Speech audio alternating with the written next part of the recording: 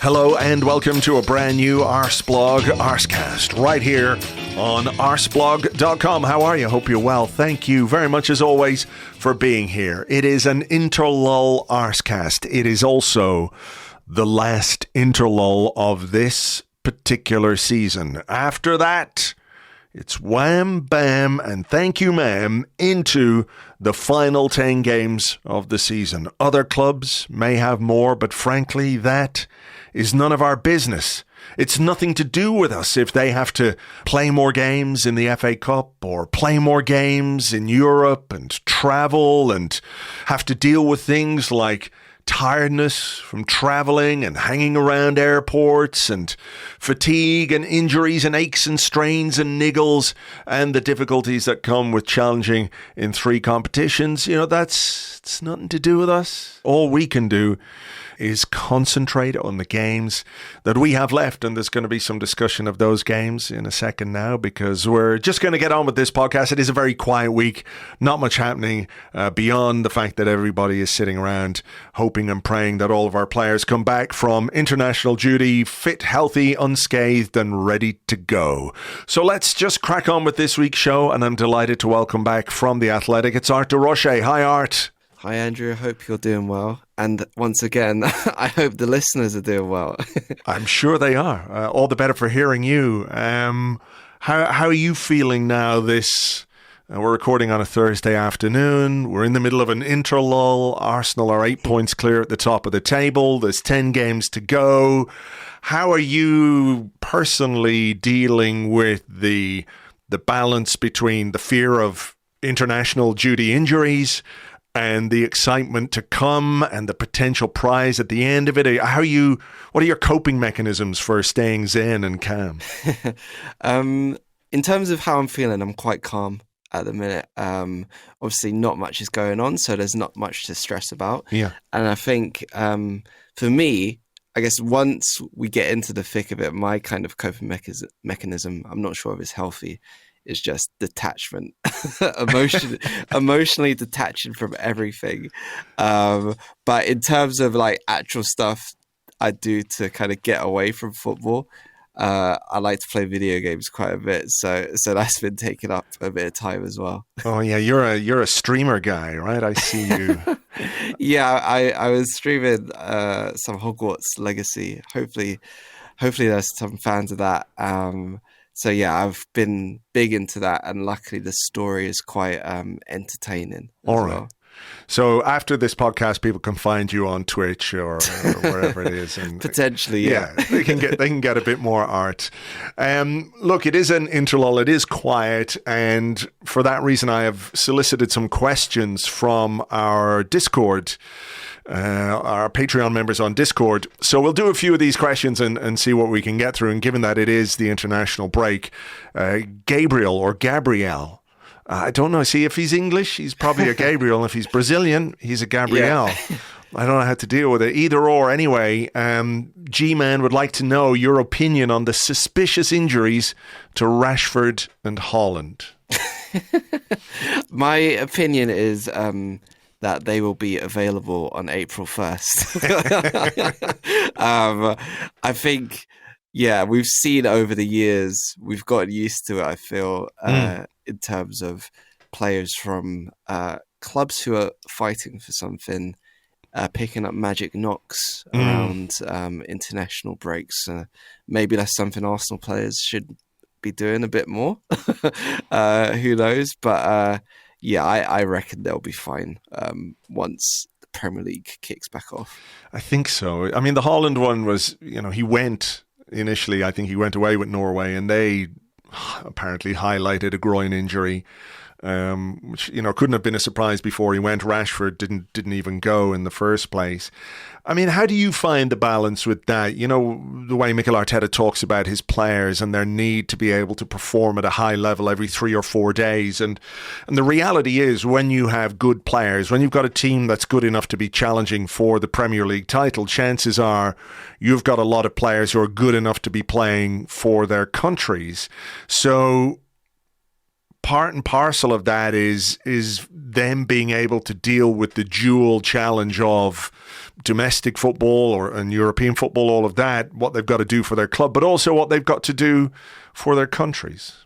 Yeah, I do get the point, and Mikel Arteta does bring it up quite a lot in terms of, I think Bukayo Saka's the main one where he mentioned if he wants to be at the top level, he's got to be playing 70 games a season. And I do get that, but there's also a part of me that is, I guess, maybe scarred from following Arsenal for however long with, I guess, just burnout, really, because we've seen it with players. Obviously, Jack Wilshere is the main one people think about, but there are examples that go beyond that. And for me, I just think you need to kind of strike the right balance. I was quite happy to see that Saka was able to get a little bit of a rest in the second leg against Sporting. Obviously, he had to come on because of the circumstance of the game.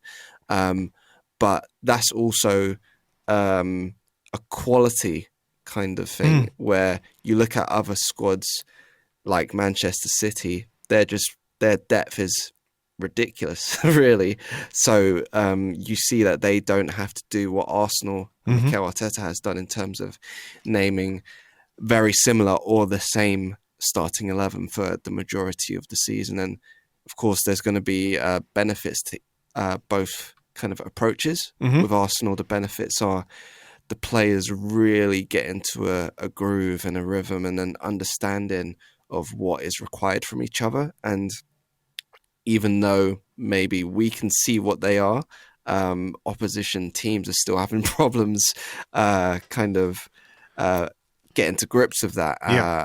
And I think, as time goes on, you're going to want to get to a place where you can, I guess, if needed, chop and change a little bit to be a little bit more unpredictable as well, like we've seen with, I guess, the Trossard-Martinelli relationship, how that's blossomed. So, yeah, I do, I guess, take the point in terms of being able to have to play every 3 days, but also I would like a little bit of balance if I was living in an ideal world. Sure.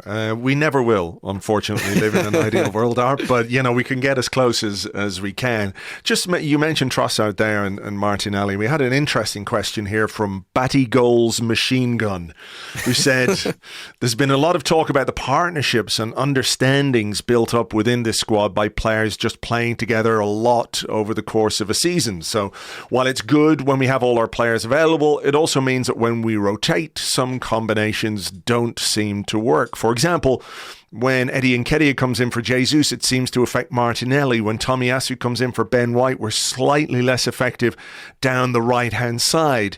Do you think Arteta needs to work on finding a way to get the players to adjust, or is the only way around it to make more changes? For example, when Jesus and Trossard are rested or unavailable, Martinelli might sit out and Smith Rowe and Eddie Nketiah can come in.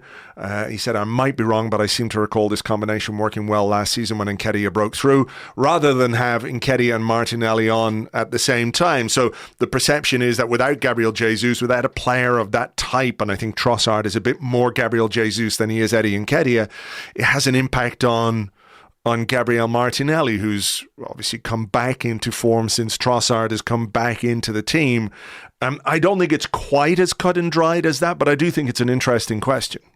Yeah, it's an interesting one. I remember, I think it was before the first leg against Sporting, I asked Arteta basically, are the relationships across the pitch something he has to take into account when he is rotating? And he said it is something that they have to consider. And I think with the point around, I guess, more changes, it is quite interesting because if you look at, say, Smith Rowe, you would have assumed he'd just slot straight into the Europa League team. But I guess it does come down to who does he play best with, as well as just needing minutes. So, I think it is one where the balance, again, and I know that's a word I used earlier, but it needs to be right, where you don't make wholesale changes, because we know that Arteta's never going to do that, really. But the changes you make need to be the right ones in the right areas. So with Trossard and Martinelli, it works seamlessly. Would it work as seamlessly with Smith Rowe? I believe it would, just because Smith Rowe's a really good player, and I think he could have a really good rapport on the pitch with Trossard, but also Arteta at different points in the season, if we're talking about Smith Rowe, has spoken about the relationship he has with Fabio Vieira, and then also vice versa, the relationship Fabio Vieira has with Martinelli. Yeah. They're just not things we've been able to see in practice yet for long stretches. And I think that's another thing where if you want to see those more regularly, they probably would have had to be put into place earlier in the season, but they couldn't be because of certain things such as injuries and other players needed minutes as well. So it is one of those areas of discussion which can be quite difficult to navigate at times. But yeah, overall, you, I guess, just need that time to get used to it. I mean, I completely get that Martinelli works better with a player like Jesus or Trossard, but I also think it's not necessarily true just to say he doesn't work at all with Eddie Nketiah, because when Eddie came into the team after the World Cup, we won a lot of games. And then we did go through that little sticky period, of course, where we lost to City, lost to Everton, lost to Man City again, drew with Brentford. But, you know, it might just be that is a period of form that pretty much any team is going to go through. So I don't know that anyone's blaming the fact that it's Eddie Nketiah and Gabriel Martinelli together, but it does seem that it's a bit of a stretch, if you like, to say that it is because of that. I think we have improved. I think Trossard has given us something. When you look at what he's done since he's come into the team, the contributions, the creativity, the movement, they are different from Eddie. But, you know, it's not just one-way traffic in that sense. Mm-hmm. No, definitely. And I think also you mentioned the form there. I remember at the time it just seemed more than anything that Martinelli looked tired as well. There were the games against Manchester United and Everton away. He just didn't seem like himself, really. And that's not a slight at him. It just was what I kind of saw. And I don't know if other people agree. But he just seemed a bit more laboured than usual. Whereas he comes back into the team after being benched at Aston Villa and he looks like his old self again. So maybe sometimes it's also about the timing of these changes as well, because if you think back to just before that little slump, as you mentioned, against I think it was West Ham and Brighton just before the new year, I don't think many people would have argued that situation didn't work. Sure. So yeah, it is quite an interesting topic when talking about the team. All right, here is a question from, it comes from Greenkeeper JHB, who says, "Hello, Andrew and guest." He didn't know it was going to be you. I'm sure he would have said Art if he did. He said, "What is your biggest surprise about this season?" Ooh, that's an interesting one. I mean, can I take host privilege here and go first? Yeah, you can go first. I mean, the fact that we're 8 points clear at the top of the table with 10 games to go, I think is a surprise. Like I was, end of last season was disappointing, but I was encouraged. I could see progression. I could see how we might develop. When you start to get linked to players like Jesus and Zinchenko, you're like, okay, I can see where we're going. And I think we'll be better this season than last season, but not to the extent that we have been. So the simple fact that we are where we are is, for me, maybe the biggest surprise of this season. Yeah. To be a bit different, I might say the bounce back ability. Okay, yeah. Last season, there was only one game, and it was Wolves at home when Arsenal conceded first and came back to win. Every other time that happened, they lost. And for me, going into this season, I remember there was a piece I did where basically the trends that couldn't kind of run into this season if Arsenal wanted to make top four. That was the discussion. And basically, the conclusion was they had to respond better to adversity, and I think they've done that really well this season. There was obviously disappointment at Old Trafford early in the year, and against Manchester City at home and Everton away, but those are just 3 games. You can count it on your hand. Other than that, there's been games early in the season against Fulham, for example, at home, where they go behind and they're able to win. And there's just been moments where they've responded really well, and that's probably been the biggest surprise, just because of how quickly that's turned around. How at the back end of last season against Newcastle, again, that was a massive scar, I think, on the team, in terms of just how the game panned out.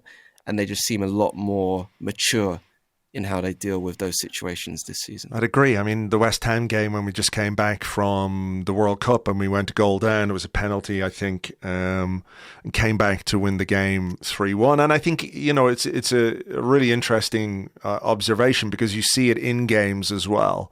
The Saliba own goal, was it against Leicester? Yes. And the immediate response. And there've been 2 or 3 of those where there has been an immediate response. And I think even going back not too far to the Manchester City defeat, where I had completely forgotten, I don't know why, but I had forgotten that with that win, Manchester City went top of the table.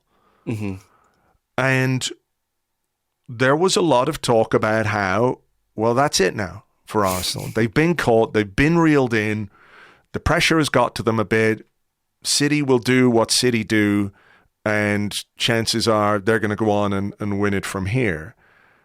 What is Arsenal's response? It's to score 4 against Villa, 4 against Everton, 4 against Crystal Palace, beat Fulham, beat Leicester, beat Bournemouth in extraordinary circumstances, to win 6 games in a row. That's your bounce back ability right there, eh? Definitely. And I think one other thing that comes into it as well is the whole, I guess, viewpoint of the outsider, because at the start of the season, a lot of the talk was Arsenal have only played so-and-so. At first, it was Crystal Palace, because that was the opening day, but I don't feel like people understood the context behind Arsenal away at Crystal Palace for the past 5 years or so. Yeah, exactly. It's been a terrible place for them to go. And even that night, it was the first day of the season, but it was comfortable, a lot more comfortable than it usually is for them to go to Selhurst Park. And that felt like not a box ticked, but it was a different side to them already that early. And I think that's another reason why, in terms of just the wider Premier League footballing audience or community, that's probably why people weren't really taking Arsenal seriously early on, because they didn't understand what was happening, because they didn't really have the historical context around certain matches and grounds, like Palace away, and like Liverpool even at home. I think that was a big game mentally. So yeah, these little moments where you can see the resolve, I think, of the team in good and bad moments have been really key. And as you say, going and scoring at least 3 goals in the last, I think in 5 of the last 6 games, has been immense as well. Yeah, that's true, actually, yeah. The only one we didn't was the 1-0 win against Leicester, and that was a lot more comfortable than that scoreline suggested. Double Ent Andre says, which game made you realise this could be a special season? I know I mentioned the Palace game, but I'll try and go with a different one. Yeah, first game of the season's a bit early for that conclusion, I think. Special. Chelsea away, right? I think. Okay. It was a battering, despite being 1-0. Arsenal just looked... They were the only team really in that game from start to finish. I know Chelsea had moments, but it was one of those where if I could look at the best of Arsenal this season, it's when they've been able to kill games and kill opposition fan noise. And I think that one really stands out as a moment where if you were a neutral, you might have been a bit bored in the second half. And I'm glad that we've kind of got back to that against Fulham and Crystal Palace, because there was a moment like the Villa game, Bournemouth as well, where games were getting a bit too emotional. Sure. And yeah, I think that theme of just being able to kind of put your foot on someone's neck and just keep it there, that's what I've liked most about Arsenal this season. So I'll go for Chelsea because it was the first kind of moment of that, I think. Yeah, I mean, it was 17 shots away from home. It was the game of the two centre forwards, wasn't it? Because Aubameyang had started, and we have the, oh God, here comes the ex-player to stick the knife in our wounds again. I think he was substituted having had 7 touches. It was also the game where I think Gabriel Jesus's influence on this Arsenal team was really, really apparent. I think he had something like 68 touches of the ball to Aubameyang. Zinchenko too. Yeah, just an amazing. I'm going to sort of cheat a little bit and mention 2 games, because I think the first North London derby, it was a big game. Tottenham, having beaten us to top 4 last season, they were vanquished. I know they were down to 10 men, but Antonio Conte, like, basically, if he could have, he would have waved the white flag halfway through that first half, because he made like a quadruple change, if I remember. Took 4 players off, including Son and maybe Richarlison, I can't remember. But that was a message to them about, the shifting of landscapes. But following that, of course, was the game against Liverpool. And I just think that when we try and track the development of this side, I think there are obviously psychological barriers that you have to go through as a team to develop and to make progress. And Liverpool have had this record over Arsenal in the last number of years that, has not been fun to watch really at any point. And I think just beating them at home was a big moment for the team, for its belief. And, not everybody who's been in that team has got the scars of Liverpool that have been inflicted upon us over the years. But I just think that one was really big for what it made the team think they could do, because although Liverpool, we've come to realize are not having their greatest season, they still came into this game as the team that could potentially have won all 4 trophies available to them last season, and they came really, really close. Yeah, I think Liverpool was also in my head. I guess Chelsea was more of a footballing one, and then in terms of mentally, Liverpool might be the one in terms of that, because, as you say, there are a lot of memories that aren't very nice that surround them, and also the manner of the game, being pegged back twice and still being able to respond in a way which gave you belief. Because, again, that's the second half. You think of that second half, it was total domination.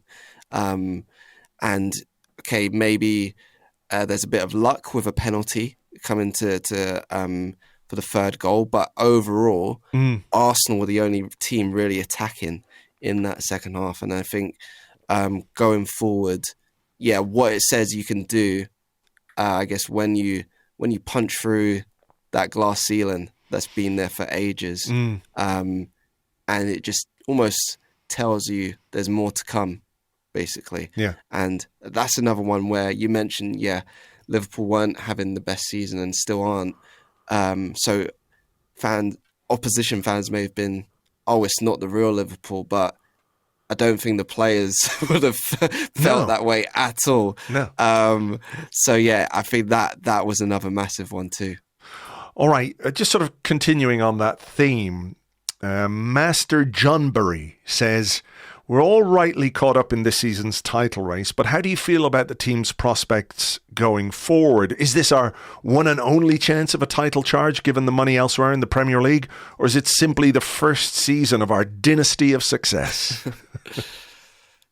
Oh, wow. it's weird because the one, I guess, player or example that has made me kind of realize it's a bit stupid to think too far ahead is Zinchenko. Because when he came in, everyone knew he was an excellent player, but I don't feel like anyone could predict how he'd basically revolutionize Arsenal on the pitch and off the pitch in certain manners. But we've seen Gabriel Jesus has elevated that front line because he can do so much. But with Zinchenko, he's completely transformed the way Arsenal play in their, I guess, first 2/3 of the pitch to the point where it's a completely unrecognizable squad from this time 12 months ago.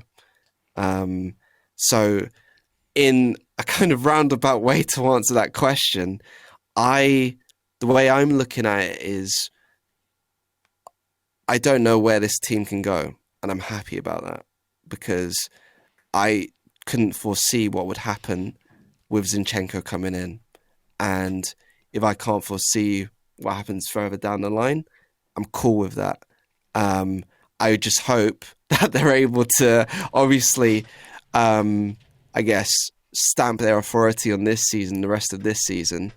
And then also, off the back of that, there is some unforeseeable growth. So, yeah, that's kind of the way I'm looking at things at the minute, and I hope that's an okay answer. Yeah. Because, yeah, I can't really put my finger on it at the minute. I know what you mean. I do know what you mean. And there's sort of like sliding doors moments in the history of a club or the history of a season or the history of, you know, even a player. And you mentioned Zinchenko, and we know that Mikel Arteta and the club were pursuing Lisandro Martinez. Yes. The question I'd love to know or I'd love to ask is like, is the Zinchenko role what you had earmarked for Lisandro Martinez? Genuinely, No. I would love to. Well, the thing is, there was an interview with Granit Xhaka a few weeks back where he talked about how Mikel Arteta said to him, I need you to be further up the pitch. I need you to make more contributions in the opposition half. I need you to score more goals. You know, this is what I want from you. And the inference was, if you can't do it, or if you're not willing to do it, I'll get somebody else to do it. Yeah. But I think you have to acknowledge that in order to facilitate Granit Xhaka to be in that position, you also need a Zinchenko, if for want of a better word, right? Somebody else who plays in the area where Xhaka usually played, but you don't need him there anymore, so you get him further forward, and then you get those contributions from him.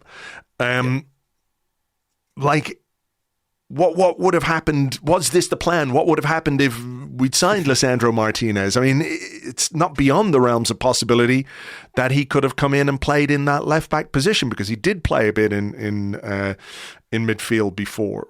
Do you think that was the case, or was it a case that, like, okay, well, we can't get Martinez? I don't think Arsenal were after Martinez to play him as a centre half. I just don't believe that for a second. I do think they wanted him as a left back.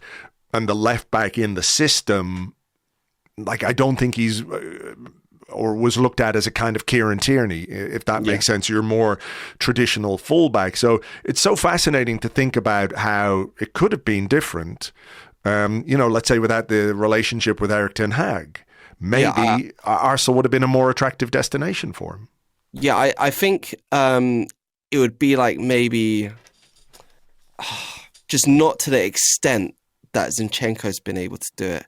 I think sometimes he would have come into those areas, but it wouldn't have been as constant as Zinchenko. And we've seen, obviously, with Zinchenko, sometimes he's playing in the right half space where Ødegaard was popping up last season. And for me, that conversation between, I guess, Xhaka and Arteta that you mentioned is really interesting, because he started to use him a bit further forward to the back end of last season. And again, this is another thing. People who don't watch Arsenal every week didn't realise that. They just thought it was a random explosion of form from Xhaka at the start of this year. But the groundwork had already been done for 2 or 3 months at the back end of last year. So you could kind of see the thinking was already there to have someone, I guess, drift into that space that Xhaka used to occupy. And I guess Martinez could have done that because at Ajax, I believe it was the 1920 season, he spent most of that year in midfield. But yeah, as I said earlier, I just don't think he would have done it as frequently as Zinchenko. And maybe it would have just been a top 4 challenge. Whereas Zinchenko, with everything that he's brought alongside Jesus as well, obviously, I think that has been able to kind of elevate Arsenal a couple of gears further than even they thought they would be at. I think Zinchenko technically is on a different level than Martinez, no question about it. Do you see the control video during the week? Yes, I mean, see that. It's ridiculous. Quite what he does on that third one, I'm not sure, but it's just ridiculous. And I think his technique is just outstanding. Just to sort of finish up on that question about whether this is the start of a dynasty or the start of or a one-off chance. I mean, I obviously can't say. I'd love to be able to predict the future, but I tell you, I feel quite confident that this is a team that is being set up and has been created to set up to compete over a number of seasons, not just one season. And I thought it was fascinating to hear Arteta talk about how we are in phase 3 of his 5 phases. Get me to phase 5, baby. I need to see what that's. I need to see what that's happening, or what's happening in that regard, because the progress, I think, is unquestionable. All right, here is one from Paney992, who said, what do you make of Arsenal sending physio Simon Murphy out to Ghana with Thomas Partey? I mean, is this sensible? Should we be really worried that maybe he's carrying something that they need to keep such a close eye on? How do you view it? Yeah, it's strange. I feel like it just kind of hammers down the importance of the next 10 games, really. We saw, obviously, he played right back towards the end of the Crystal Palace game. And I guess it just hammers down needing as many regulars, first-team regulars, who are comfortable on the ball, on the pitch at all times. So my kind of reading on it is just kind of a precautionary thing to make sure things don't go wrong, and just to make sure that everything is smooth for when he comes back. It is, unconventional, it has to be said, and national teams. Maybe it suggests that there's quite an open conversation, an open link between the Arsenal manager and coaching staff and the Ghana manager, who is former Tottenham player Chris Hughton, by the way. Not to put some conspiracies in anybody's head, but I think you have to have a reasonably good working relationship for a club to be able to send one of their staff with, a national team's star player, right?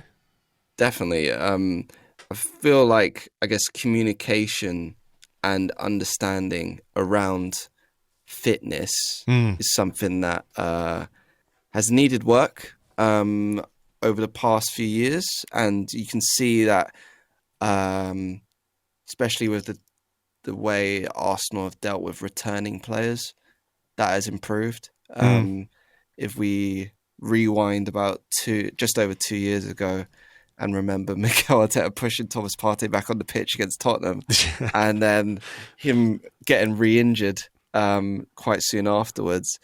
I think we're a long way away from that. Whereas you look at how Gabriel Jesus was managed coming back in, making sure he wasn't rushed back, and Takehiro Tomiyasu as well. Obviously, he's had a few injuries, and the last one came from a kind of freak angle that he got put into on the pitch.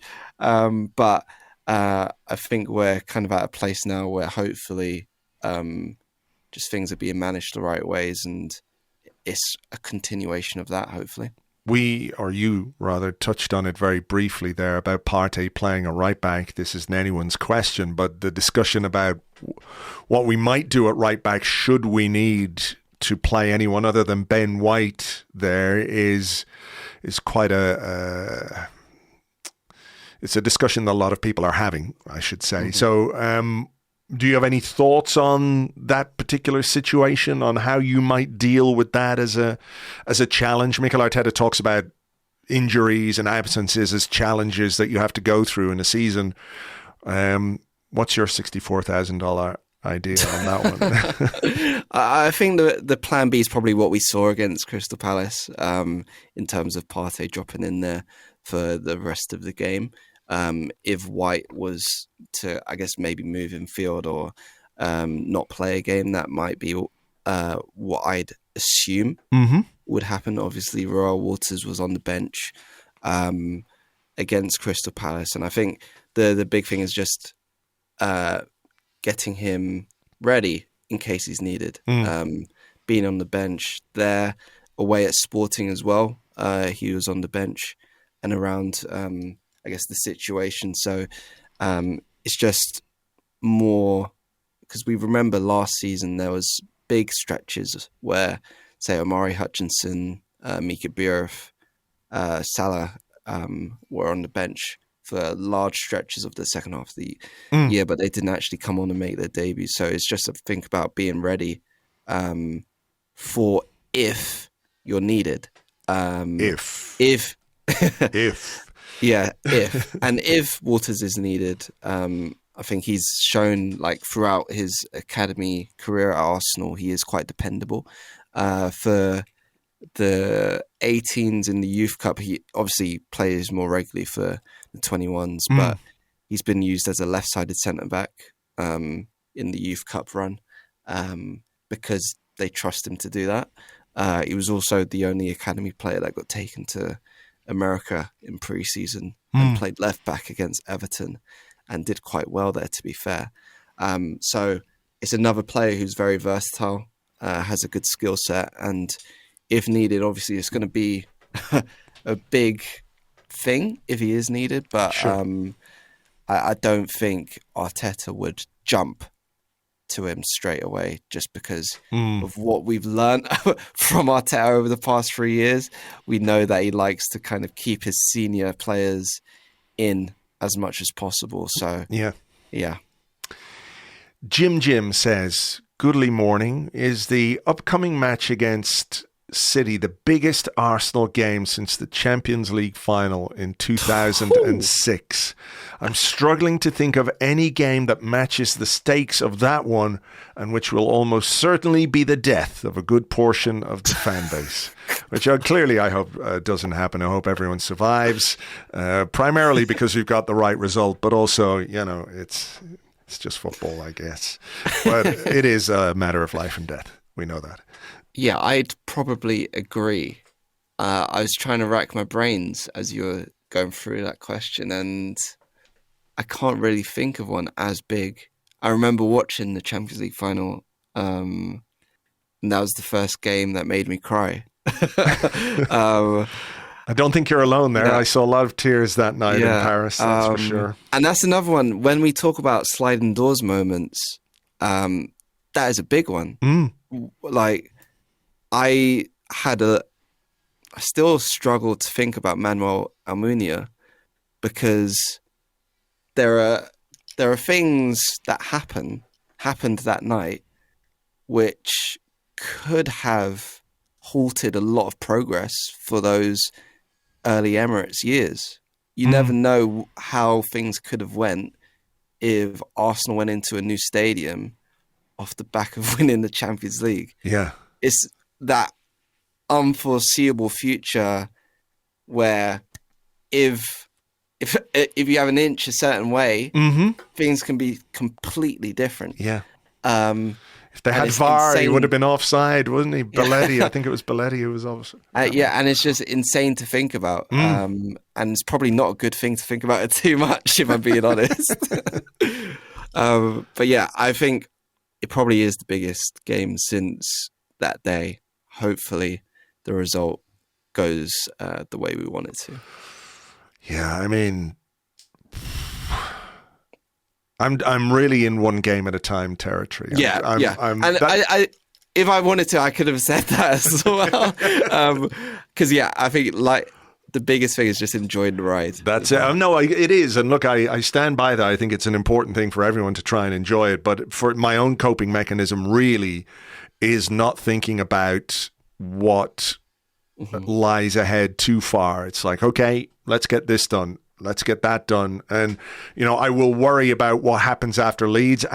Until then, Leeds. But I agree, it is going to be an absolutely massive game. It is, potentially, it could be a title decider by the time that game comes around, The right result for Arsenal could be the difference between winning it or not. And, we've talked about psychological barriers. We've talked about overcoming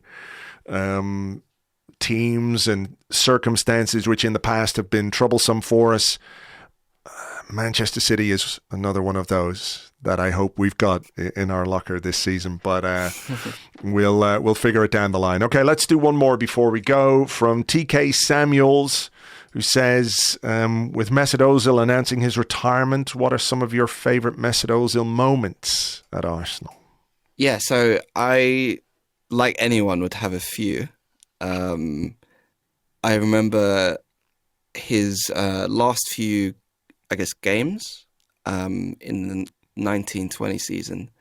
It wasn't his best time at Arsenal, but honestly, some of those games were outstanding, and I was privileged to see them in the flesh. So Liverpool away in the Carabao Cup, Chelsea at home, Arteta's first home game in charge, and Man United at home, Arteta's first win in charge. He was unplayable. Going, further back, for me, what just stands out is I was a teenager when he came. So I was, starting to understand football in a different way to just having the joy as a kid would. And tickets were cheap because I was a junior gunner. Tickets were available because Arsenal weren't in a title challenge. And he just was the star man. He was the show. And he did things that made you squeal. He was someone who did the unpredictable so often, but was right in what he was doing so often as well. And I'm just glad that I was able to witness him in the flesh, because there are moments that, not even talking about his goals or his assists, but just the way he moved as well. You just knew you were watching someone special. And people often forget he was almost 6 foot tall because of how he moved. Yeah. Again, I know I didn't really pinpoint proper moments. But, their feelings, the feelings that you have. Yeah, I get it. You go back to even to the arrival, and what the arrival of someone like him from Real Madrid at that period, after the sort of the transfer situation that Arsenal had been in down the years, to sort of smash the record, and the celebrations, people dancing around the stadium and all those kinds of things. I think, there's too many of the passes, too many of the goals. I love the goal he scored against Napoli, where he just sort of controlled it in the Champions League. And I think the fact that he sort of perfected his own kind of finish that nobody else had really done before, this sort of chopping the ball into the ground and over the goalkeeper. That was perfected during his time at Arsenal. Of course, Emmanuel Adebayor retired as well this week. Any favourite moments? Oh, yeah. Well, to be fair, I don't hate players as much as most fans do when they leave, and I know I'm probably in the minority with that. But for me, if we're talking about Adebayor, it'd probably be his goal against Spurs. Oh yeah, I was just going to say, he flicks it up and volleys it, because honestly, that is the most ridiculous finish I think I've ever seen. Just in terms of the first touch, being able to get it across. Yeah. So, and again, because that was the 07-08 season was just one. I'm not going to say my age because people would just like kill me for it. It's like, I'll die right in front of you. Yeah, it was one of my formative years watching Arsenal, and it was just a kind of eye-opening season. So I'll always be grateful for him and the players around that time for that.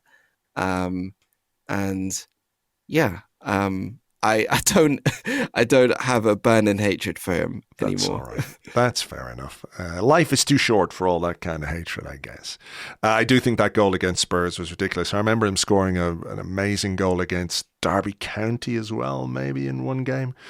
But he scored 2 hat-tricks against them that season. Right. Well, there you go. I mean, look, he was a guy who came with a reasonable reputation, left as like a really, really top-class striker, but afterwards made some unfortunate decisions, we shall say, about where he played his football. But live and let live, as you say. Art, we'll leave it there as always. Thank you very much indeed for taking the time. Cheers for having me. Thank you very much indeed to Art. You can find him on Twitter. He is at Art Durocher, at Art Durocher. He also writes about Arsenal for The Athletic, and if you want to follow any of his video game streams, just check out his Twitter feed.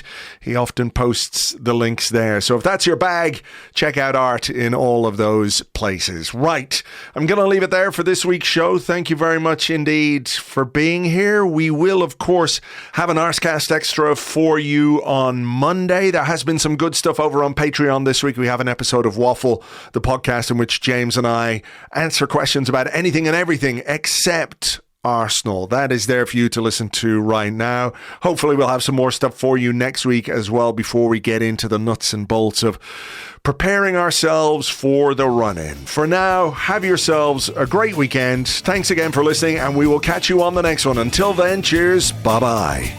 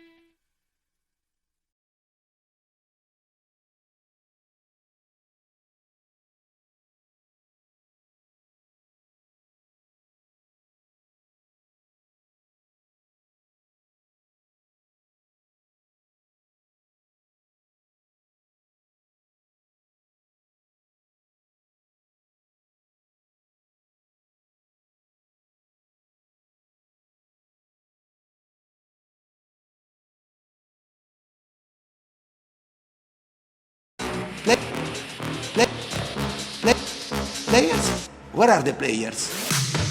Players? Players? Players? Where are the players? Hiya! Players? Excuse, players? Excuse, players? Excuse, where are the players? Hiya! Hiya! Hiya! Where are the players?